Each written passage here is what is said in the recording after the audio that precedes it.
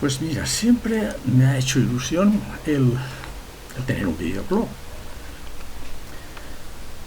Ahora voy a leer un artículo que publiqué el día 28 de julio de este año, del 2019, cuando volvíamos a casa de una visita del Delta del Ebro.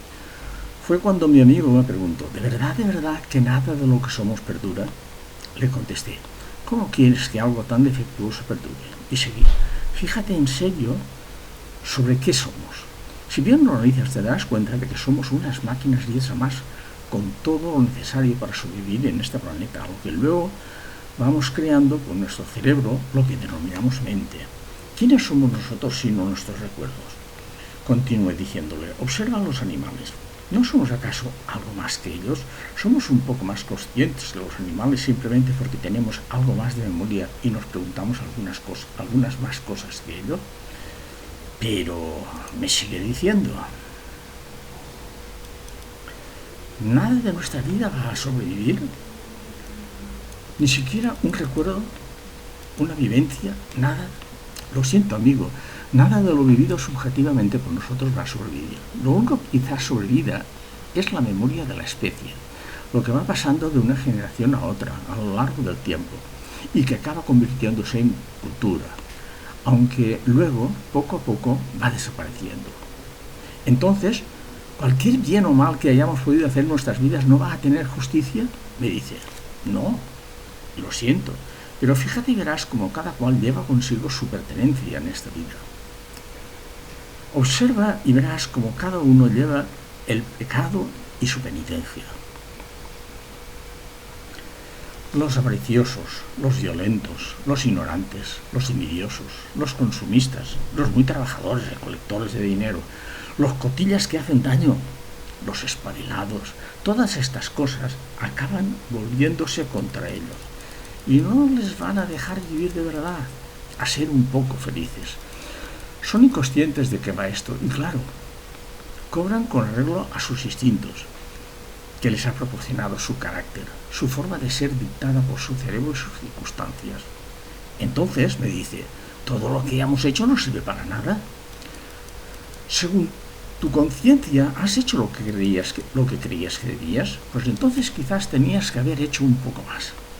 Recuerda que siempre estamos a tiempo para enderezar lo desenderezado. No me vengas con excusas.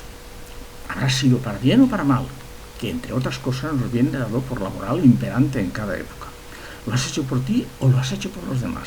Le contesto. Mira, fíjate en las religiones. Desde que el hombre echó de menos a sus antepasados o quería que la raza les fuera propicia, superstición, que aparece en las religiones. Era una forma de explicar lo inexplicable, de obtener notoriedad en la sociedad y de conformar un ordenamiento moral para la convivencia. Siempre ha estado el jefe y el hechicero.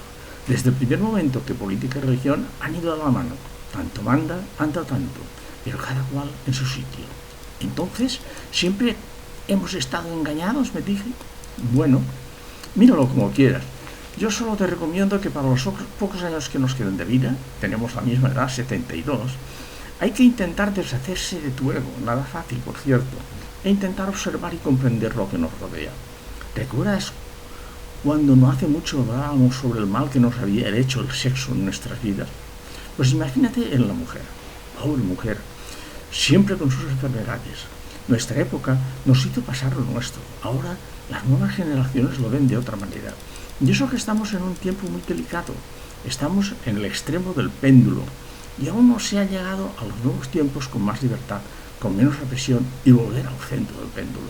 De todas formas, no hagas caso de todo lo que te digo. Debes observarlo por ti mismo, llegar a tus propias conclusiones. De ti depende llevarte al otro mundo tu dinero, tus posesiones, tus vivencias, tus recuerdos, tu poder, o morir en paz contigo mismo. Tendríamos que comprenderlo.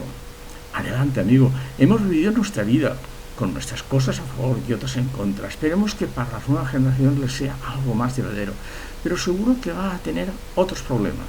Es el largo camino de la madurez de la especie. ¿Qué decías? ¿Que si nuestra alma perdura? Lo siento, amigo, hay que tener muchos cojones para ver la vida de esta manera. Y menos mal que de una u otra forma creo que al final me he dado cuenta de ello. todo lo que la época y mi voluntad me han permitido. Que tengamos suerte.